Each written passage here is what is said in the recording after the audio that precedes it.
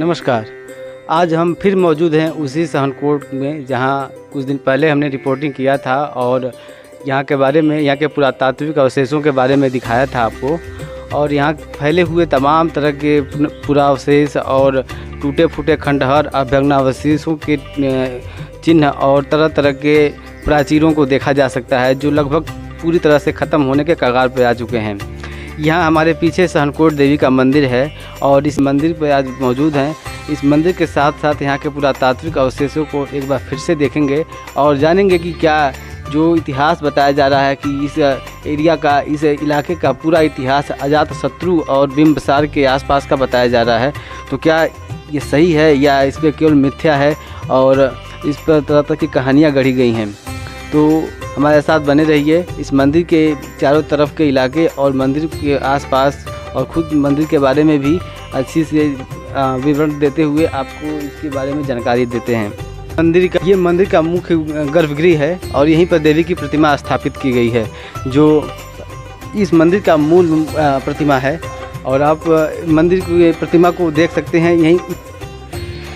लेकिन अगर पुरातात्विक सबूतों और पुरातात्विक विशेषज्ञों की बातें माने तो इस एरिया का, इस पूरे जो क्षेत्र है, इसका समय अवधि अजातशत्रु और बिंबसार के आसपास का माना जाता है।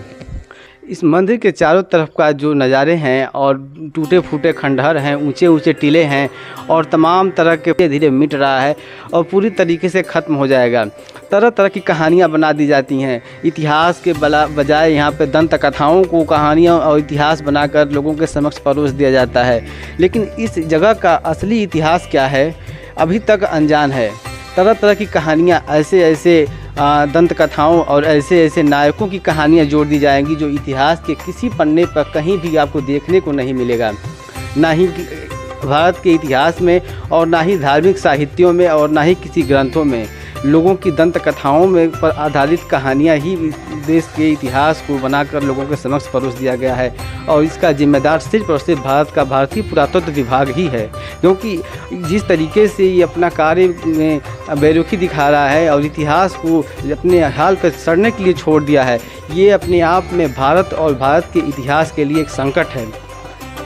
क्योंकि इस देश का इतिहास जब तक यहाँ के लोग नहीं जानेंगे और यहाँ के इतिहास खुलकर सामने नहीं आएगी, तब तक कैसे इस देश के इतिहास और इस देश पर हुए घटनाओं को, इस देश पर हुए उन सारे के सारे तथ्यों को जो हम इतिहास में पढ़ते हैं कैसे समझ पाएंगे।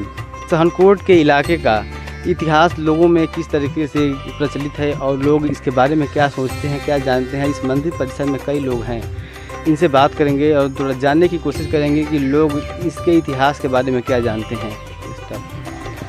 अच्छा, इस सहनकोट के इलाके में आप कब से आते जाते हैं? लमसम हमको 12-13 साल से हो गया आते जाते हैं। इसका इतिहास जैसे कि बताया जाता है, तरह की कहानियाँ बताई जाती हैं, तो आपको क्या लगता है कि यहाँ का जो बड़े बड़े टीले हैं, बहुत बड़े बड़े दीवारें अभी भी दिखाई देती हैं जो ज़मीन के नीचे धंस चुके हैं, क्या रहा होगा यहाँ पर?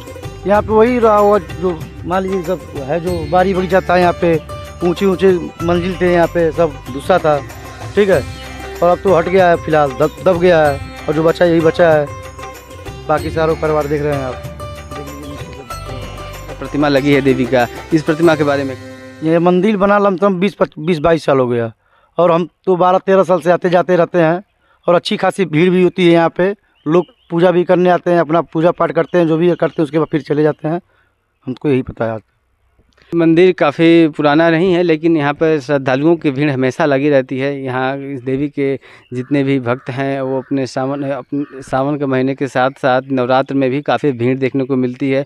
अभी शारदीय नवरात्र कुछ दिन पहले बीता है लेकिन काफ़ी भीड़ था यहाँ पे, क्योंकि अब दोपहर का समय है और लोग भी इस समय कम आए हुए हैं, इसलिए थोड़ा शांत लग रहा है। लेकिन सुबह शाम की भीड़ यहाँ काफ़ी अच्छी होती है।